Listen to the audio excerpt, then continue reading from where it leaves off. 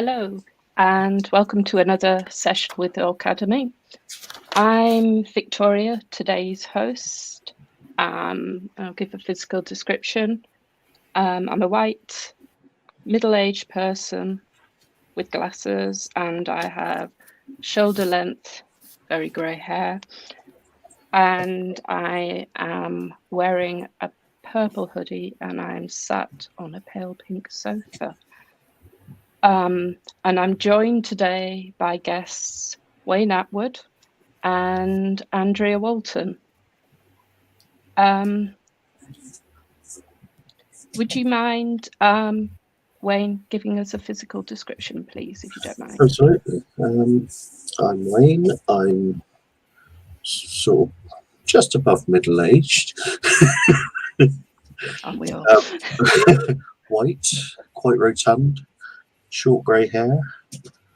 I think that's. I'm sat in a workshop, or it appears I'm sat in a workshop. There's a lot going on behind me. Excellent. Andrea, could you give me a physical description, please? If you can. Hi there. So I'm Andrea. I'm white. I have light ginger, longer than shoulder length hair in a side ponytail. I'm wearing a red t-shirt, and I suppose I am middle-aged-ish, 42, no, 52. It's going to be 52. And I'm sat in a room with a poster behind me, a clothes area and a wooden bookshelf, and I wear spectacles, and I'm athletic build. Athletic build, I like that. So today, I'm not athletic build at all. Right. Today we're discussing before and after autistic diagnosis or autistic discovery. But first, could I begin by asking, who are you and what is or are your dedicated interests? And if we could start with Wayne, if that's okay. That's fine. My dedicated interests. I don't have one major one. I have several major ones. So I'd like woodwork. I'm heavily into IT and all things retro, gaming, computing, etc. on that line. I like anything to do with metalwork, woodwork, physical construction of some sort, but only for my personal interests. I don't work any longer. I have worked in IT in the past, but that's come to an end. I'm now a full-time carer for my son. Same as me. Andrea, what are your dedicated interests? I have several what I call yellow brick pathways, to not get too confused. So I creative arts, and so the Living Art Company is my email, which involves circus theatre, where I can be a workshop leader. I create my own projects. I make my own costumes from the ideas and that I have when I brainstorm my spider diagrams. And I'm really into recycling, reusing resources, you know, and I have my own scrap store in my loft. And part of what I do with the creative arts is creative metalwork. So I've done courses in this, and poetry, storytelling, and the dedicated thing about interacting, I've called it eco-interactive education. So that's like a big thing, but it does go off into different yellow brick roads, but it's all about creative arts. Fantastic. So briefly, because this is what the whole discussion is about, could you tell us when you discovered you were or are autistic? Can we start with Wayne, if that's okay? Yeah, I discovered, I think it was 6, 7 years ago. I was 44 when I was diagnosed. It was mainly, as a lot of people seem to tell me, is that I noticed my traits in my son, who had been previously diagnosed as a young boy, and thought I should get myself checked. As often the way. I was 44 as well, funnily enough. It was a good age. I think best age. Andrea, could you briefly share if you want to? Yeah, When you discovered your briefly. autism? So 21 years ago, a lead volunteer at a project I was attending for support myself mentioned about high functioning autism. I thought, oh, life carried on. And then I was at a girl guiding event, and my roomie also suggested going to my GP. Again, that was 9 years ago. I finally, November 19, I was diagnosed after a summer of assessments at the age of 49. Thank you. So you briefly said, Wayne, as often happens, that your children led you your children's identification sort of led you to sort of consider yourself, consider looking into it. Yeah, I say I've always, as a lot of us have, felt there was something that just didn't sit right with the rest of the world. But I didn't really think I needed to do anything. I didn't know why I was different. And like I say, as my son was diagnosed and as he was growing older and developing, I could start recognizing little traits. I thought, oh, they're getting a bit too frequent now. I think I might need to look into it a little more. Went to the doctor and was quite happily put straight onto the diagnosis team. Andrea? Please say again what. Yes, that's it. My brain. What led you to sort of consider? You've talked a little bit about it, and yes. So those 2 points. Yeah, the 2 points of the people saying that I've mentioned. Also, another person said, "Yeah, you're just autistic," in a throwaway comment. Someone in the professional sector of the security industry. So I kind of validated what he said. And also my daughter, she's like, oh, I'm always telling my friends, Mum, you're a bit autistic. That's the way she said it when we went out for lunch. So she was relieved I was having the assessments. To get the assessments, I'd met a psychologist, and I was fortunate and had an advocate who spoke on my behalf to get the assessments rolling. So we skipped the GP bit. It was done through the psychologist, who then directly spoke to the autism diagnostic service here in this county I'm in. Yeah, so that's kind of what led it. But what I can relate to what Wayne describes, that I always felt odd and out of place. I spent my life feeling lonely and not being able to really relate to one person or form the friendships, and like writing stories and all the creative, but like living in my own world. I used to have this joke that it's difficult for you to relate to me because I live on the planet of Andria, and that's how I dealt with it. So I did interact, but I never kind of gelled with anything around me. Yeah, I always just felt I was out of sync. I just never quite fitted in, and I couldn't work out why. And I spent all my time sort of desperately trying to fit in and change, and it never worked out, and I couldn't understand. And I think it's quite important to say that it isn't just, I sort of sought the diagnosis when, like you, my child was identified, and I thought at the time that I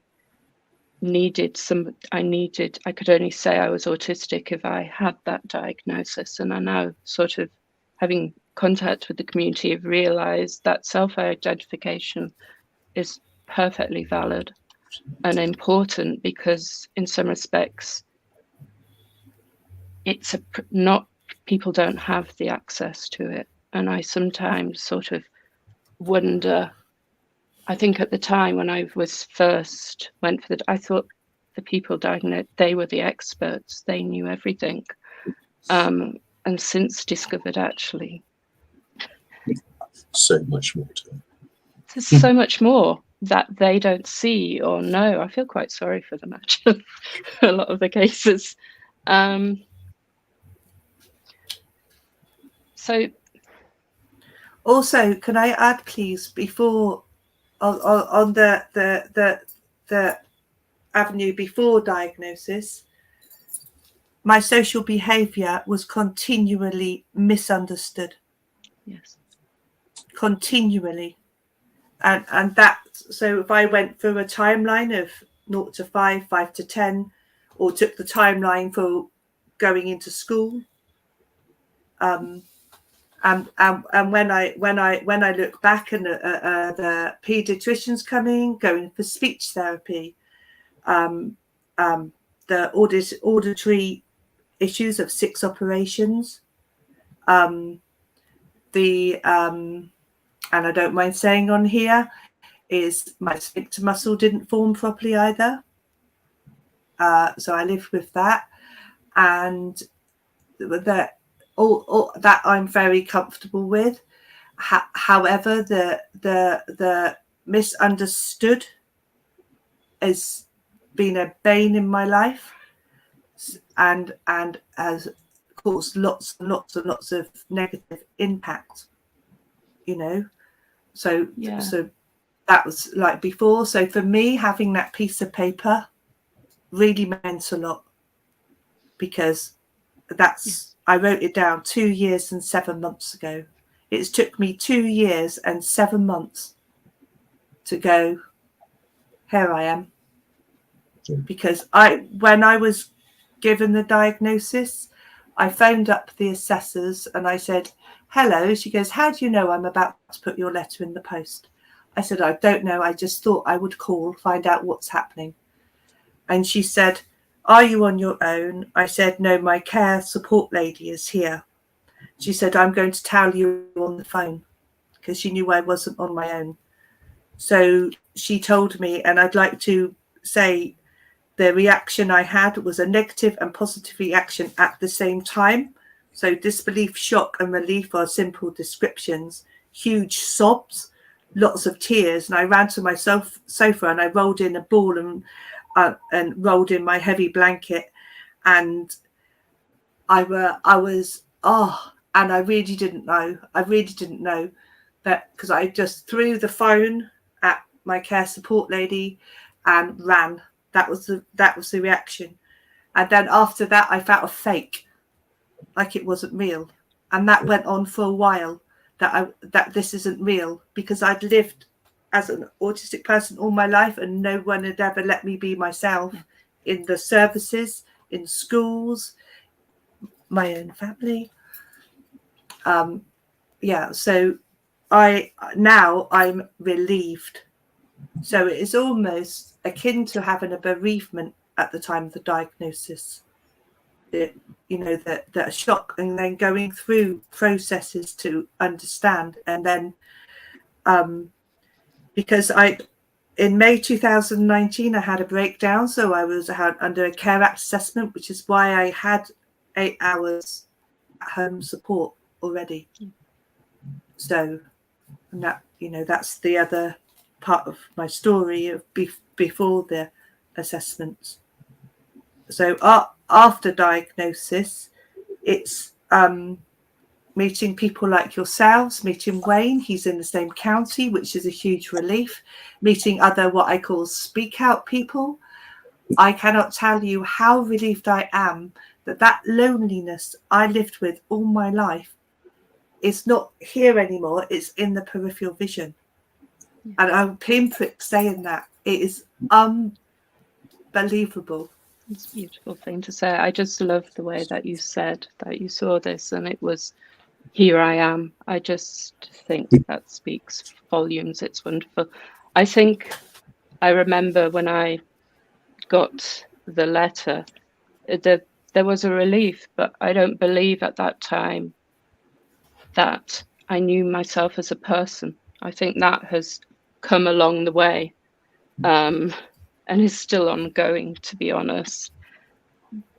But it was validating, and for me it was a positive.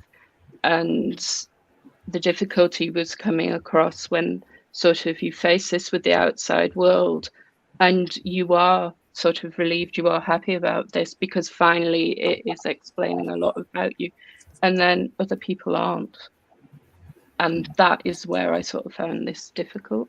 How did you feel, Wayne, when you sort of received the diagnosis?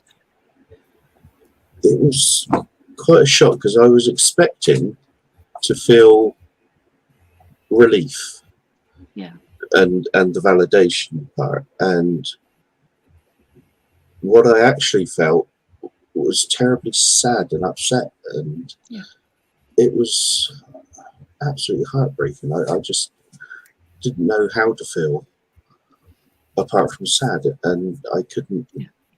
It was almost like at that moment my entire life from that point backwards started to unravel, and it's still unraveling. Because I realised. Carry on. No, you're okay, Wayne. I'm just so sorry. Have you both ventured and looked back at the pages of the report? To be honest, the report to me wasn't important to me. No, it was incidental. But I can relate to how you felt, Wayne, because initially there was that relief, and then I fell apart. Literally, because it was too much for me to comprehend, to look back on. It was just so many emotions. I just didn't know what to do. It was, as you say, it was so confusing because all the emotions rushed in. Yes. And the ones I was expecting to stay left. I was left with this sadness and this hole, and I didn't know how to feel. It was. I think I spent another week feeling quite numb. I felt detached from even myself and couldn't grasp what was happening, really. Although nothing was happening. There were no physical changes.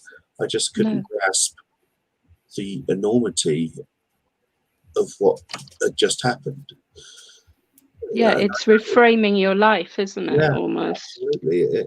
It was like my whole life before that moment is still unraveling, and I realise almost daily little things that happened in the past that I used to feel, why did I do that? Why was that wrong? Or how did that go? It wasn't wrong. It wasn't wrong. It was other people not necessarily understanding what I was trying to get to, or I wasn't explaining myself very well, I think it's often it comes down, it's put onto the individual that it is them that is wrong. And I think now, it's only now looking back, realizing that you're just dealing with two completely different neurotypes. Absolutely. It's just and one happens to be the predominant one, but it doesn't mean anyone is wrong or right. No, not at all. The thing is, everyone, whether they have autism, don't have autism, we're all working to the best of our abilities. And, we're just all trying to get along, whether we can figure out the world or not. I'm not very good at it. I think maybe not very good at the neurotypical world. I think it's finding I've got a your long world. list of. I would not like to now write my CV because the job list is so long, where I've only managed to connect with people for about 2 years before I've messed up or can't cope or overstress myself, and I either blow up or shut down. Yeah, I think I can relate. And I think knowing now, it was a lot of the time the total overwhelmingness of the environment. Absolutely. As well. There was so much to take in that I would just become aware, and then I presumed it was depression, but it was in fact burnout. No, because your system just shuts because you're taking everything in. I didn't understand until these sort of things. I didn't even know what a shutdown was. No. When you can't cope and everything, you just can't function, really. I didn't even realise that was a thing, because you only hear about meltdowns and not shutdowns. And they're, I don't know, I feel that they're, to me, they feel more debilitating because I really can't function when I have one. And to the rest of the world, it just looks like I'm being lazy. Please, can I add something? Of course. A thought. So in my early 20s, at 20 years old, I go to the GP and I explain how I feel, and I was given these slips of paper that I then had to give to the job centre, and it said severe anxiety and severe depression and all these things, and that went on for a while. Every 6 weeks this would happen, and I just literally just followed what they were telling me. And then I think probably about 24 years old, I was written to by Department of Health and Social Services, as DWP was called back then, telling me I was severely mentally impaired and I would never be fit to work. So on that note, I was always doing voluntary work. I began voluntary work at the age of 17. I continued voluntary working. I continued with my flat, which was accommodation by a council. I kept my flat, but I left. I lived in woods. I lived in the mountains. I lived away from society. I'd go into the towns and do street performance. And my shopping. I lived away from it all. I came back in 1998 and lived back in a housing estate in 98. But then 17 years ago, so June 2006, 17 years ago, I'm back in the countryside, but this time in a housing association bungalow on the edge of nowhere. So but that I couldn't cope with. I started leaving and living in the countryside in the middle of nowhere at the age of 17 because it was away from people. And now I understand that's what I was doing. I always thought, I call it seeking solace. And I realise now that I haven't Googled shutdown. Still haven't Googled autistic joy, and I haven't Googled the meltdown thing because I've just been trying to complete my university module. And so I will do these Googles, the Goracle as I call it. However, the best seeking solace I found is the rocking chair in my conservatory. And literally the rocking I found in my rocking chair is really, really helps. And I've only been doing that since May the 6th. I started in the rocking chair. And that really, really helps me. It's not going to help everybody because we've all got a different thumbprint, haven't we? So we're all going to, each individual person in the neurodivergent world and the neurotypical world, we're all going to somehow manage. Because the masking concept, I don't know what that means. I haven't looked it up. The concepts within the neurodiverse community, I still don't know. I'm just feeling along. Wayne mentioned something the other day, and it was a good analogy or metaphor. Fumbling around in a dark cloud. Was it something like that, Wayne? You said the other day. Yeah. Yeah. Just fumbling around in the dark, trying to figure it all out. Yeah.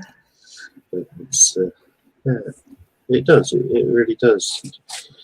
You literally have to make sense of it. It is. I think at the beginning it's just, it seems too much, and I think when things sort of started to change was when I actually discovered the autistic community online. I think that was a bit of a game changer, to be honest. Yeah. I'm rubbish at pronouncing names, so I'm sorry if it's so. Blair said, got my letter last Friday, feeling and doing the same things, and had a week-long headache looking back on life. Yeah, I think that's the same. It was like it just blew me to one side. For that whole week I was a mess. I didn't really vocalize anything because I didn't know how, and it was, like I said, my life was unraveling inside my head, and I just couldn't cope with the overwhelming emotions. I felt like crying but couldn't cry. I don't know why that keeps happening throughout my life. But I think the only time I actually cried, on a side note, was when I actually went to my doctor and asked to be diagnosed. And that is the one moment I remember crying. But since then, it's just a noise of life unraveling this. And that 1 week was intense, absolutely blew me away. Yeah, and Alan says, I felt numb and confused when I was diagnosed and left with a feeling of now what? And I think often when you go and seek to be formally identified, you have this piece of paper, you have this report, and then there's nothing afterwards. And what would be wonderful if there was then sort of a bridge, not just from a medical perspective, but actually to an autistic community. And I think there's sort of a big difference between sort of the support that is offered by services, and it's not largely informed by autistic people, and a difference between when it is actually led by people. And Andrew asks, did either of you access any post-diagnosis support? Wayne, you'd like to go first, then I'll come in. I wouldn't have known where to look, to be fair. I could see throughout my son's diagnosis, he was, I think, 7 when he was diagnosed, and compared to an adult, there was support all over the place. But as soon as I got diagnosed, it was like I was just, thank you very much, I'll see you later.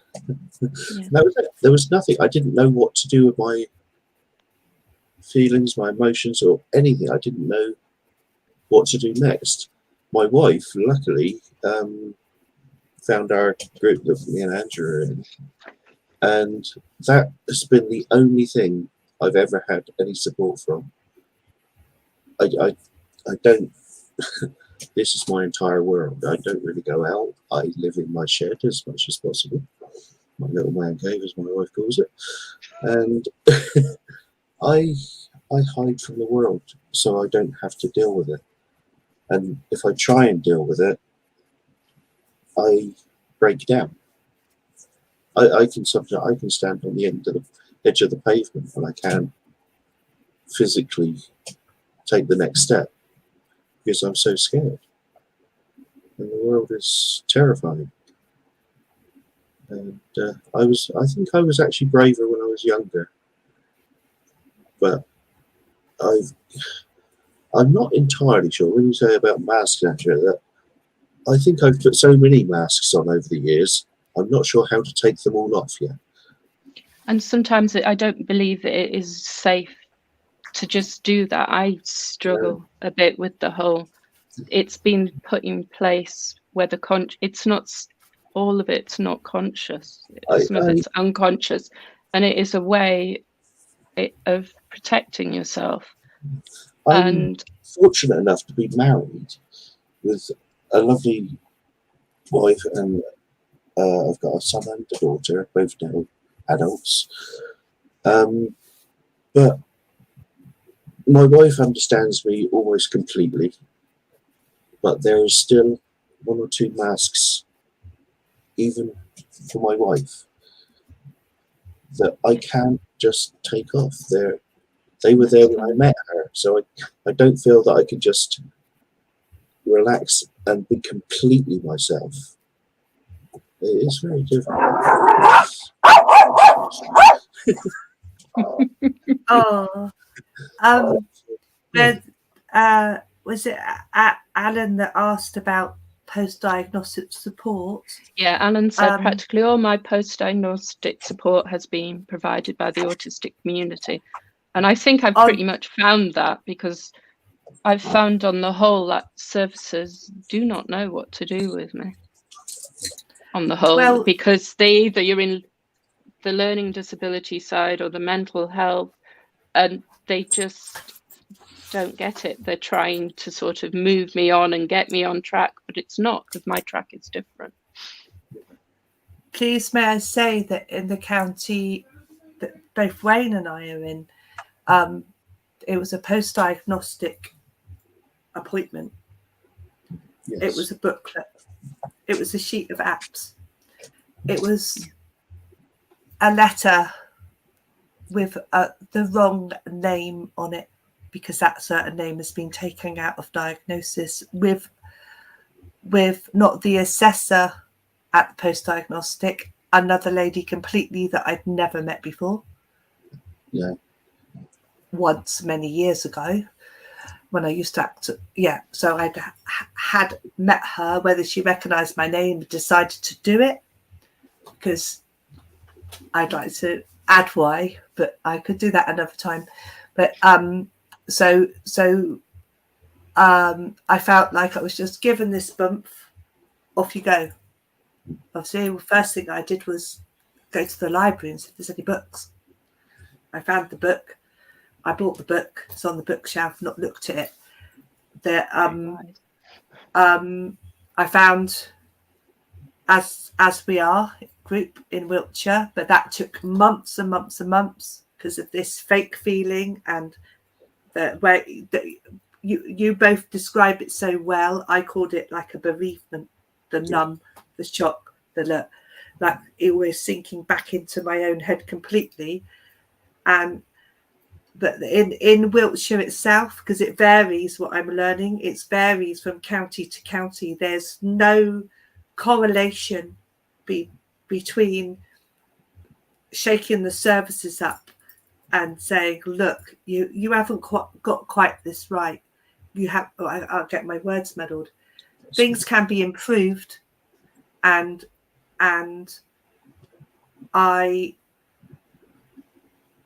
helped make some improvements recently, and I will help do some more by learning from other people in other counties. And I found out the knowledge of an autistic adult, be it above 18, is entitled to appointed social worker. I was never given that. I was never reassessed for the Care Act in November 19. And I found, so it took 2 years and 7 months to stand on my own feet and say, hang on a minute, these services aren't right. And it's given me some oomph to, that's why I found all the speak out people and the communications through the computer, the Zoom or the Microsoft Teams or anything. And Wayne says he has his beautiful wife and best mate. I have a beautiful daughter. She lives out of the country teaching over there in Spain. So I look to the future. It's positive. She's only going to be an hour and 10 minutes away from September because she's going back to university. Fortunately for me, I decided to go to university. So I do the Open University, and I decided I changed my degree pathway, as it's called, to psychology. So when it comes to special interests, I want to see all these psychology courses rewritten. And I found out some of it has been rewritten and some of it's been taken out, especially about the PTSD. And I've met other people that have done research papers on complex PTSD and autism, which I wasn't allowed to read till I'd finished my modules, so I still haven't read it.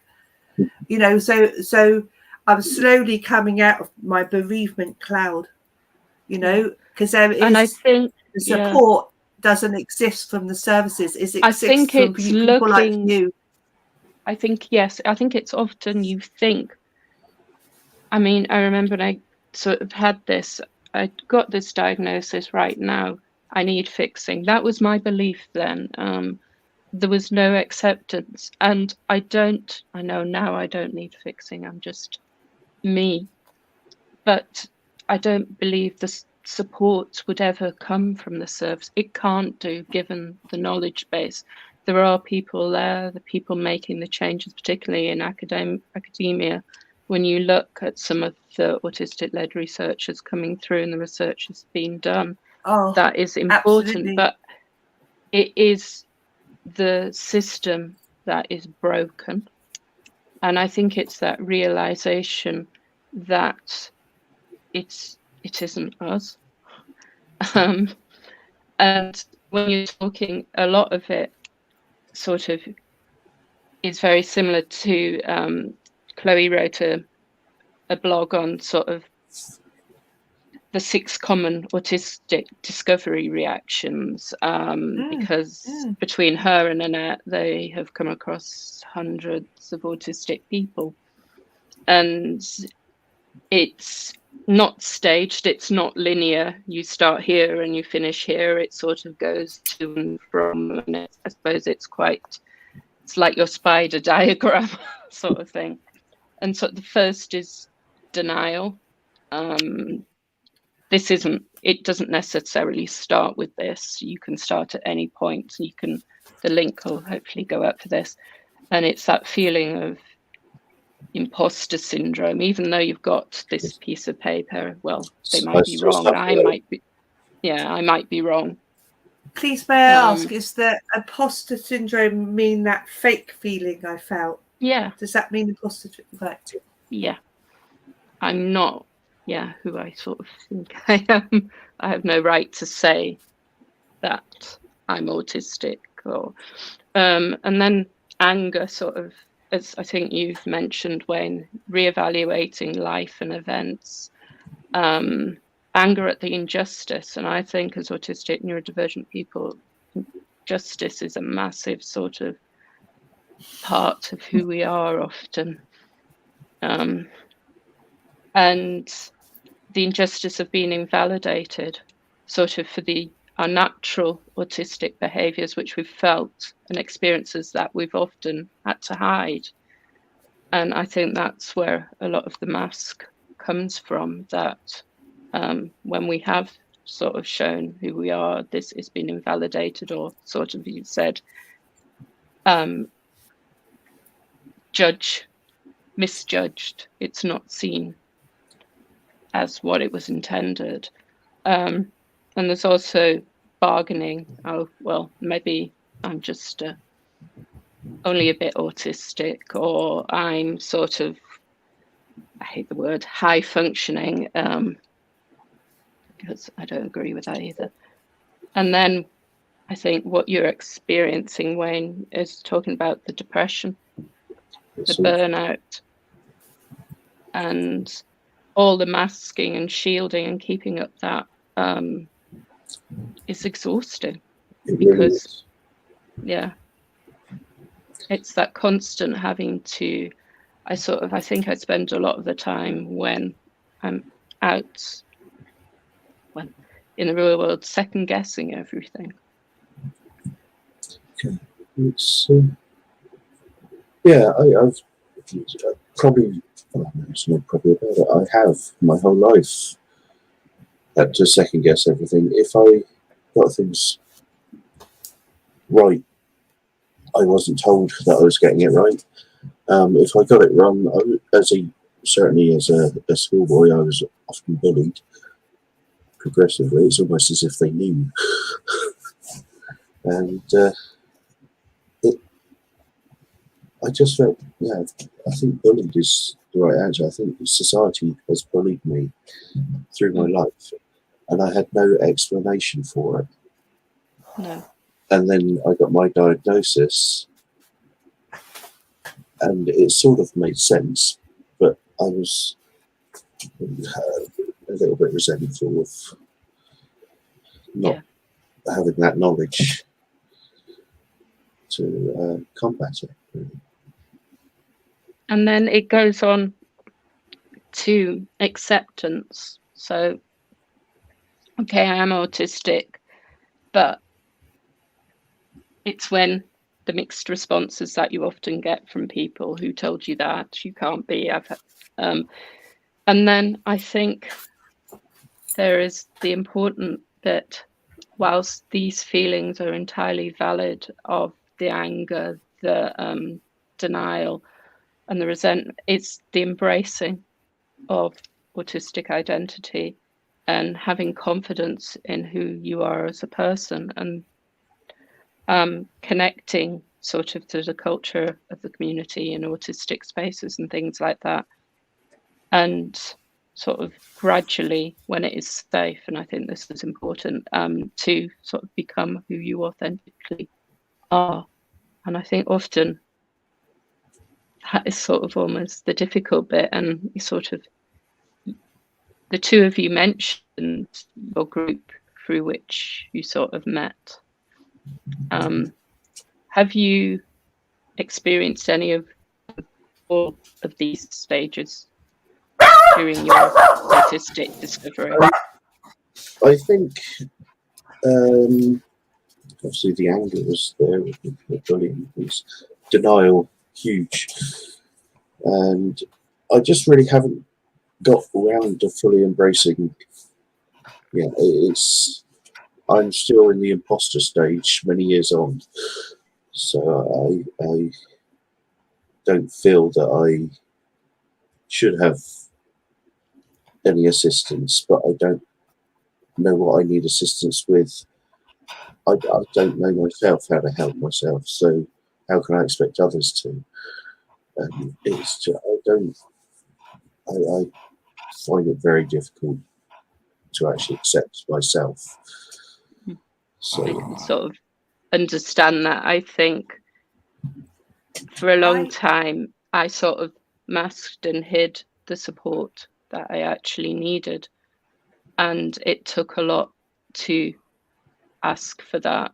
But in asking for that sort of, and well, when you eventually, it freed up some space, but it's hard to do. Sorry, Andrea. Please, yeah, sorry. I would No, like to read the article, because then I would literally have to look up denial, look up the word, each word again. It's like I made some flashcards for myself. For example, I am a mum. Accept myself. I made a set of 6 flashcards, and then I had to do a spider diagram. After looking at these flashcards every day, I thought, I don't know what they mean. So then I had to do that, but that was pre-diagnosis. So I had to break everything down to work things out. So, but one of mine is the way, like the anger, I think that links with when I become what I call intolerance, and my tolerance levels are very bad today. You know, that kind of thing. But the embracing or the acceptance, because I kind of still glimmer between each of these what I think these feelings are, that I'm seeing still on the link there at the bottom of the screen. I'm very fortunate because I can creative write. So that's like an outlet. And I have reams and reams and reams of poetry and short stories. So I think I've had kind of an expressive outlet that I've been doing, and it's all going to go in a timeline and be looked at and explore myself through what I've been writing. And that could help. Do you think that is, do you think that is when you do embrace your authentic self, even though I think you have all these terms, but they're not important? That is when you're authentically yourself.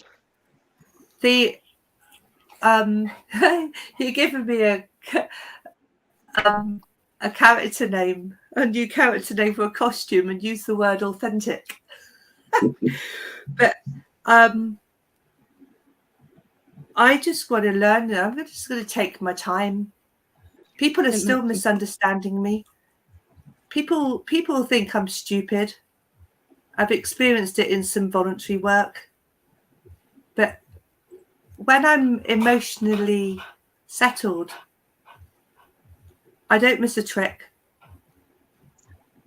And I'm not always emotionally I would like to be more emotionally settled, the emotional intelligence concept.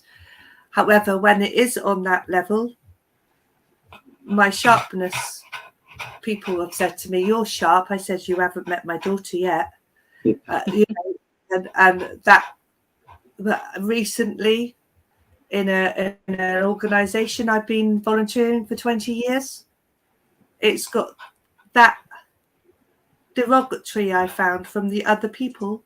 I've stepped down from the position I was in and took a step back with all the time and commitment I was given in, because of the element of what I would say a health professional calls it low-level bullying.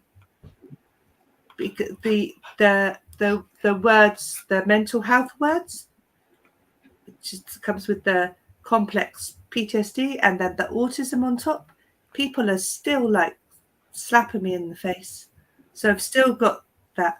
And then that's what causes the anger and the tolerance and the suffering, But as I've said, I've found the rocking chair, seeking solace thing. And that's really what's been getting me through since February.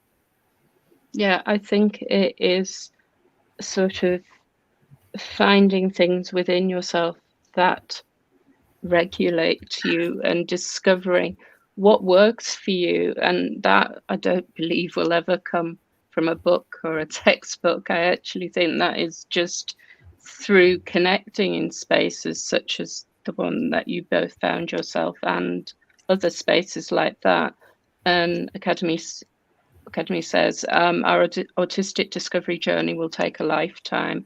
We will always be neuroqueering, so take your time and don't let people rush you.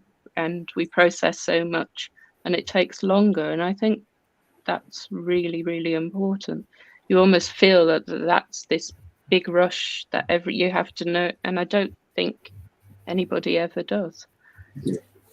And I think you find the moments like when you do your creative, when you're doing your performance and your poetry, and I can see in the background when you've got your workshop, other spaces and moments when you sort of feel at peace and at calm, and when are those?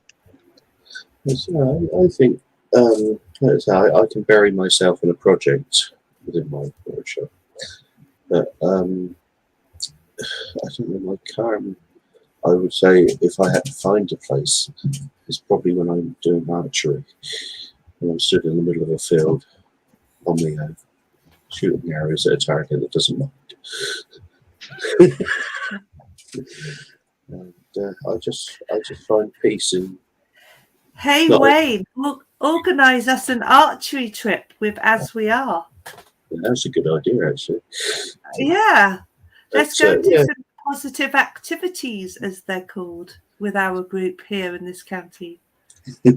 I think that's important. We have the sort of monotropic. Our interests are integral to who we are, and often the joy and the connection comes from sharing those interests as well.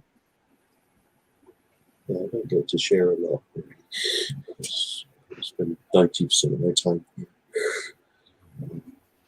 So is this group? So the group is where you've both met.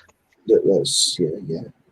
That's my We've only. not met. We've only met on a screen, haven't we? That's right. Yeah, we've never met in person, just in the group. That's my only outlet. That's the only place where I feel normal. I don't have to prove myself to anyone. Yeah. I feel genuinely like I've spent my life not being accepted or messing up, or I don't feel I've ever achieved anything greatly. But when I'm with this group, I don't have to prove myself because we're all in the same boat. And I find that a lot with the communities online as well, with YouTube and all the other outlets, that has been my only way of understanding my condition.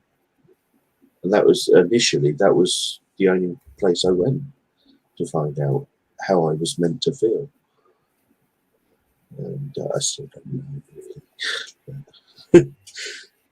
I think I sort of, the online for me has got me through.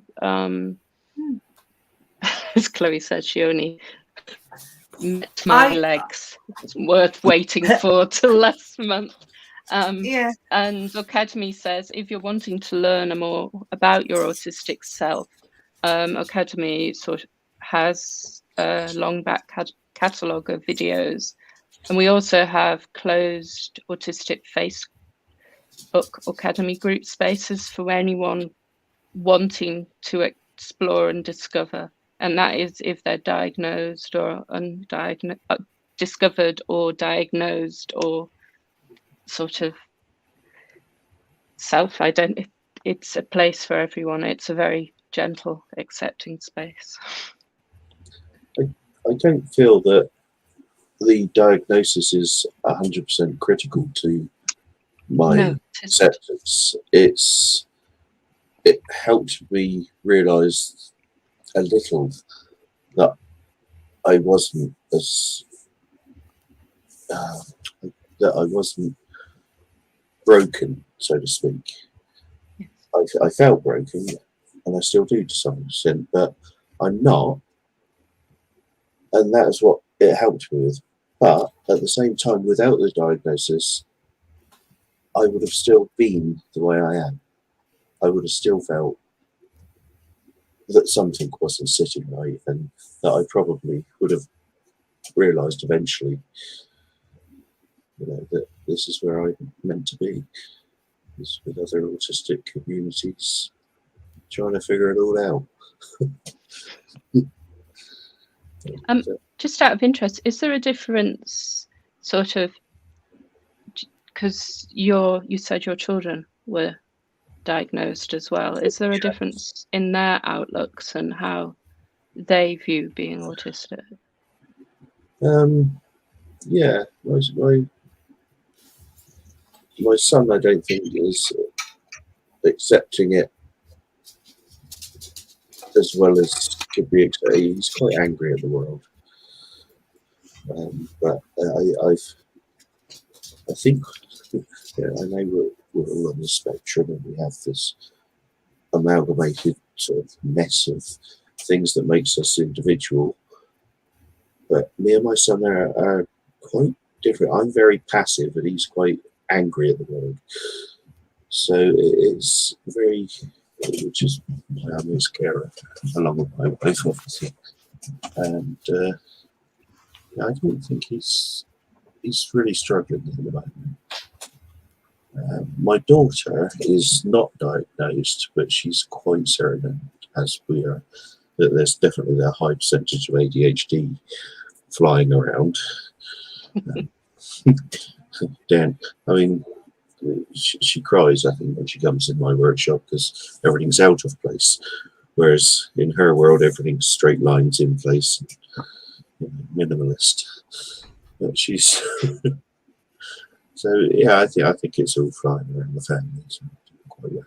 Yeah, I often find because I think people often think that you've got the sort of, they don't realize the diversity within being autistic as well, because they assume it's like that my daughter and myself are the same, and we're actually polar opposites. And when you start, and as I've done, gradually exploring sort of things like sensory profiles, we're very, very different. Like, I don't think in pictures, she does.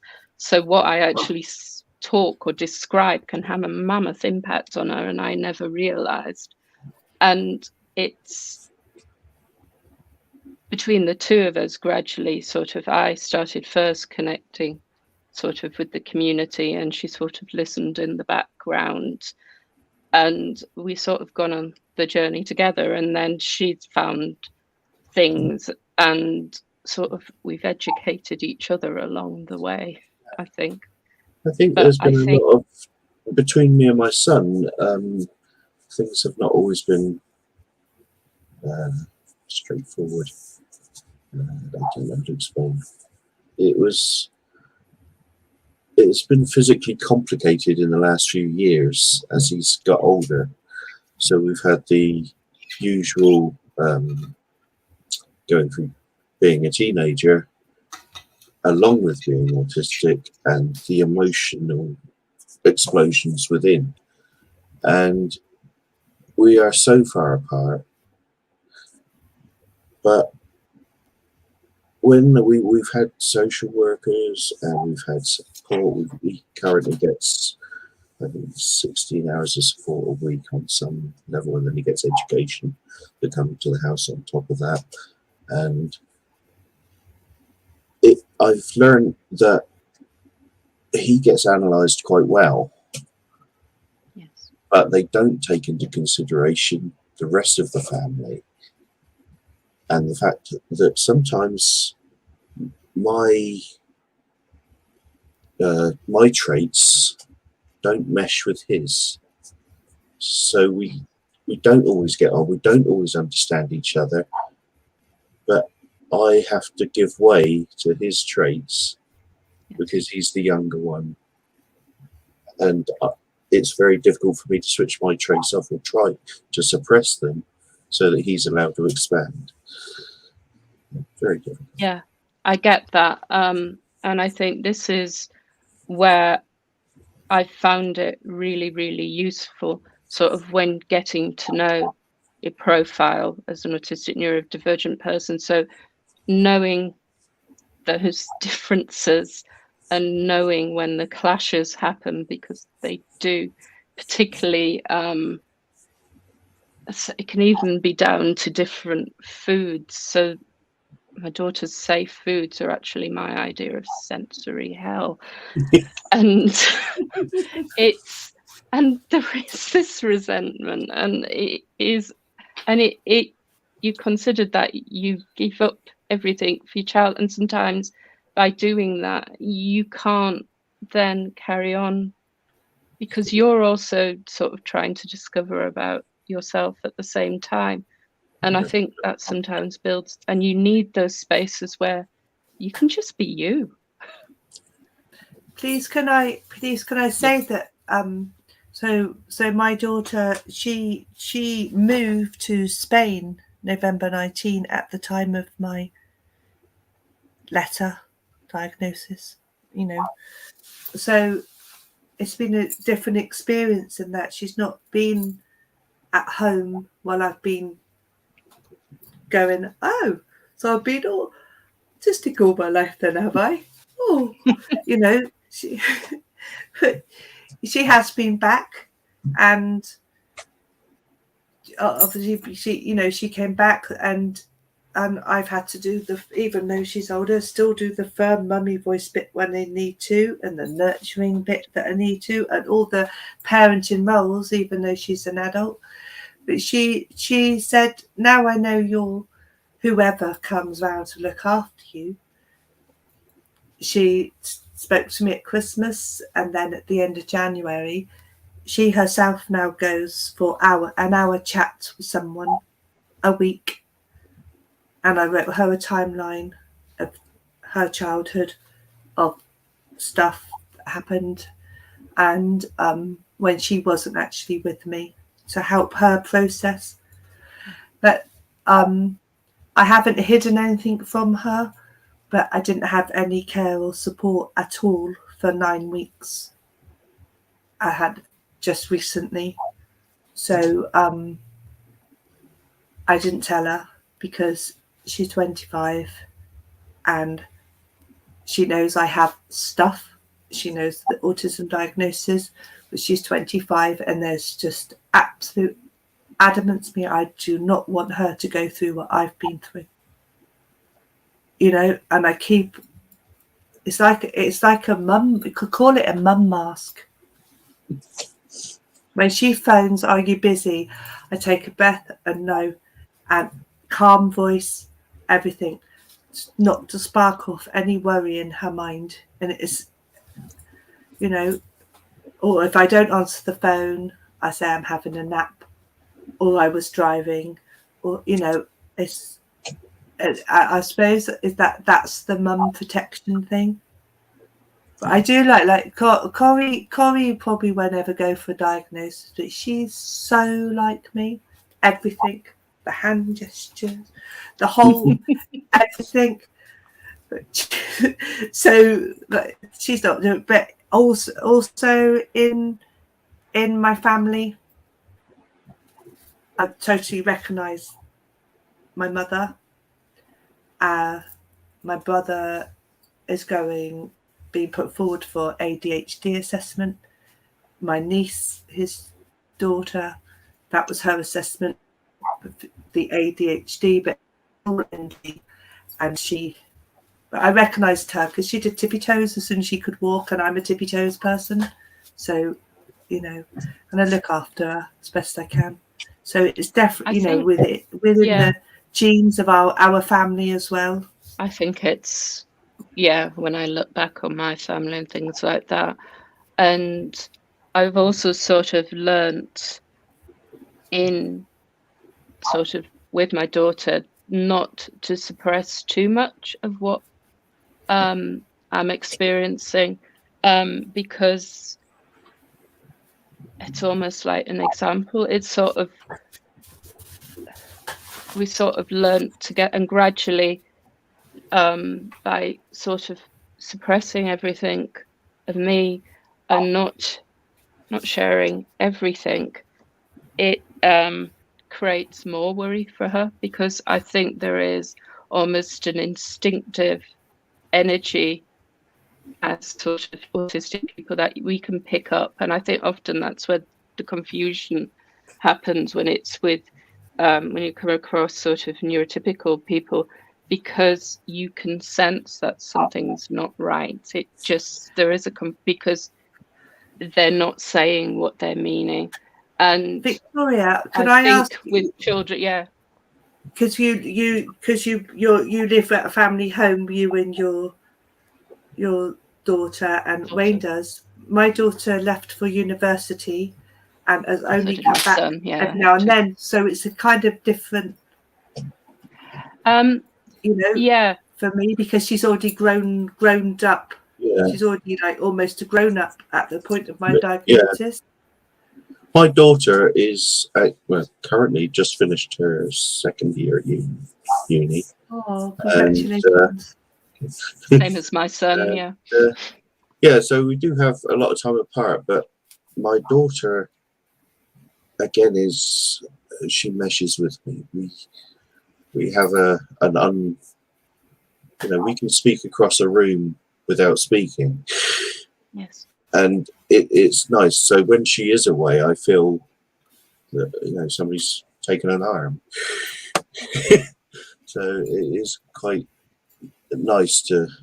It's nice in a way because she goes away. She's not too far, just down Cornwall, and but it's when she comes back. That's when I feel true excitement, and I don't feel excitement very often, if at all. But that's the excitement in my life, and I think that's fantastic. Not that I want her to go away necessarily, but it is nice when she comes back. Sometimes it is, yeah. It's wonderful that you got that connection, and I think it's often realizing that the connection can be unspoken as well, and I think it's like an energy, isn't it? I think that I don't know. I used to call it my autistic radar. After Definitely, I felt that after my diagnosis, I just saw it everywhere. I'm like, yes, some autism, because it is. and you're like, it's all around me. You know, and Funny that. you know, I think like attracts like, really. it does. Hey, my munchkin, that Wayne said about the element of excitement. So Munchkin's back in 19 days for 4 days. Yeah, brilliant. Fantastic. That is the best feeling. It's so exciting. And in a world... Except it's going to be in a strange place. It's on the Glastonbury Festival in Somerset. Still Nice. And this is the first year she's camped in my camp in the Crewfield I'm in. So that's even more exciting, isn't it? Absolutely. Normally it's like, oh, I'm not camping with you, Mum. I'd love to be able to do all that. So Aucademy says, I think it's not about repressing your needs and profile, it's about boundary setting, which includes learning your personal profile. I can just see your profile way above sensory, social and emotional communication and cognition. So, and acknowledging and accommodating your challenges so you can focus on your strengths and advocating for yourself. And asserting boundaries, which are either, Rachel Cullen talked about sort of a traffic light system, some that are flexible, fixed or non-negotiable.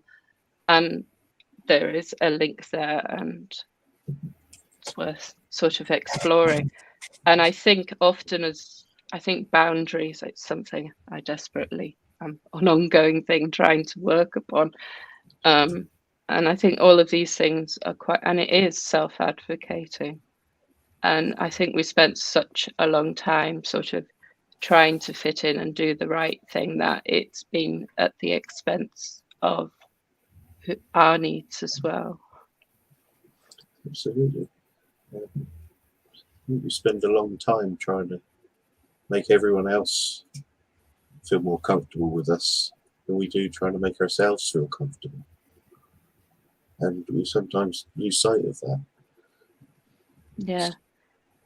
And I think it's finding those places where you are comfortable, like Andrew, you talked about your rocking chair. My rocking chair, yeah.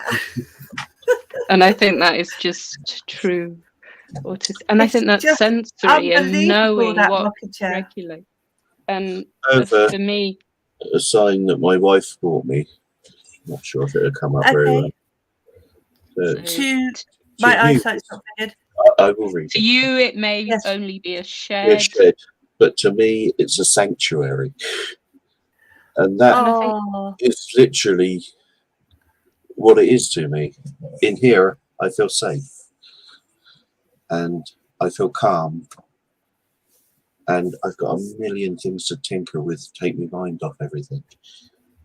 But well, it's a world of possibilities, isn't it? Exactly. Beyond my shed doors, it's all scary. It's like me with my threads and all my textiles, and that is I don't know. It's freedom, isn't it? And It it's is. finding those places and realizing that those sanctuaries look very different to sort of the typical neurotypical sort of places and things to do. Absolutely. It's, I can't express this. It's You're fine. very difficult to show other people the importance of having your own space.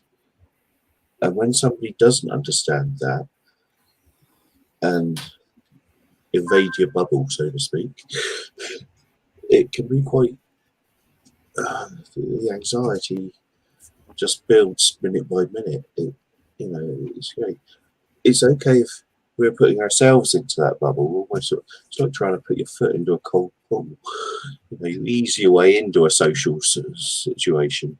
That seems fine. But if somebody else is bringing themselves suddenly into your environment, into your safe bubble, then I find that very difficult. Very, very difficult. Yeah, because that is your sanctuary, and I don't think people often respect that or understand that or take the time to find out or understand or listen. I think also it's become more of a sanctuary over the years because of the amount of carers and workers that come to support my son. And the house is a bit like Piccadilly Circus during the week. And I just recede more and more into my shed away from it all while it's all going on. And they all feel the need to come and report to me at the end for some reason. And I'm like, hi. Don't go. Roasted. Oh yeah. You come every week, carry on as you were. Yeah, I think I understand that. I think when you have a lot of people coming in and out of your house and all the change, your life, your home doesn't feel like your home. Your life is open to everybody. And it's, yeah, I've had to sort of check in out, and it's trying to sort of find those little your sanctuary and things like that. And I think that's important. And I sort of, although I need the support, I sort of struggle. I mean, Andrea, how do you find having sort of people coming in to support you? It's all changed now. So in Wiltshire, there's no care services because my 8 hours is funded, and there's no one to provide the care that I tick boxes for, is my way of describing it. So it's actually it's actually an elderly, it's a care agency for elderly care.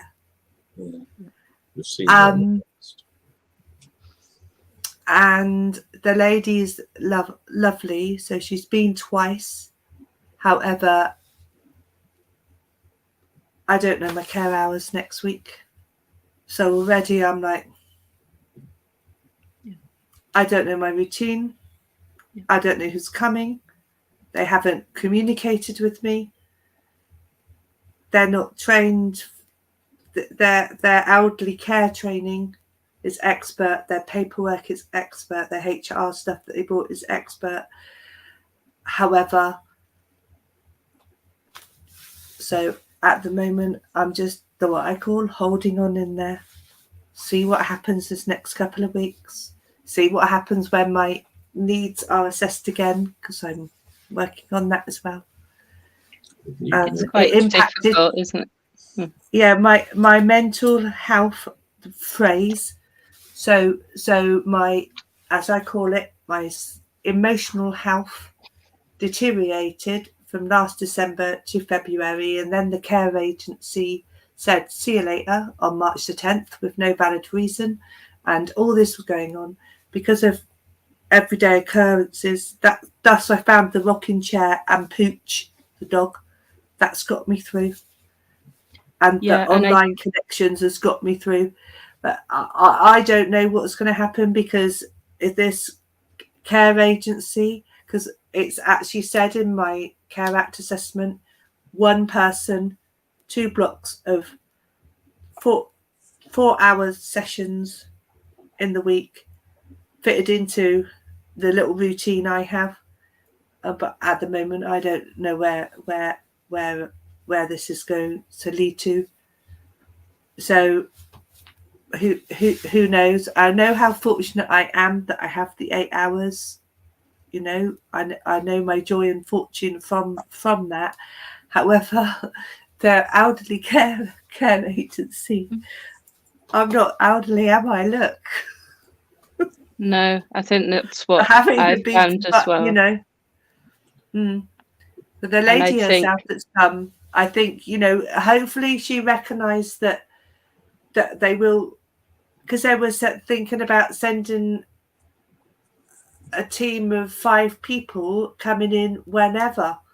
The whole thing when my assessment was done is it's 1 person, and then another person is introduced that does when the other that main person is on holiday or off sick, because I need the continuity of the same person. Yes, it's important. You know, but you know, we'll just see how it goes. Really, I'll just carry on seeking solace in my rocking chair. I think that's it. I think it's like finding those moments and finding what you can do and I think it is finding those sanctuaries as well, and looking, it's like remembering. Sometimes it's difficult to remember when everything is so chaotic around you, but that chaos almost isn't of your making, is what I've found lately, and that's what's hard. So it's like finding sort of sensory things that I like and do, and exploring that aspect of things. So it's even so lately I've been trying to sort of go out, or just something that I have control of, that I can do in that moment when everything else is just taken out of my hands. Is there anything else you sort of either of you would like to share? Well, thank you for having me. Absolutely. I'm quite a quiet person, so I felt like I've contributed a little. You've more than far more enjoyed you two listening, because you're still with your children, whereas my child's grown up. So it's really interesting listening to your experiences, where I'm like on my Todd at home now. This is it. I'm autistic. So that's what was wrong all along. There was nothing wrong at all. I'm just me. Open bracket, me, close bracket. If you don't like it, well, there you go. There we have it. Perfect. One of the questions that we always ask with Aucademy is, what is your favourite stim? Ooh. My rocking chair. Oh, so neater. You have to put up a photo of this rocking chair. What? On the Aucademy social, put it on that one. Yeah. Okay, I'll make a note to myself. Brilliant. I've got a rocking chair too, but it makes me feel sick after. But I'm just like that. So Wayne, what is your favourite stim? I do a lot with my hands off screen down there. I've been doing a lot of hand rubbing, but the worst one, I say worst one, the one that my wife says is my worst one, is leg rocking.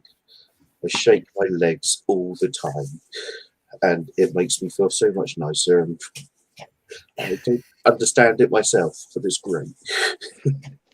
You don't have to. I think I love it when rubbing my foot against like a blanket or something soft. Those Split. nuts. Of course, yeah.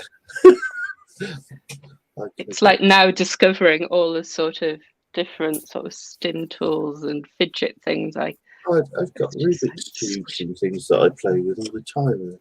They're just, I've never done one in my life.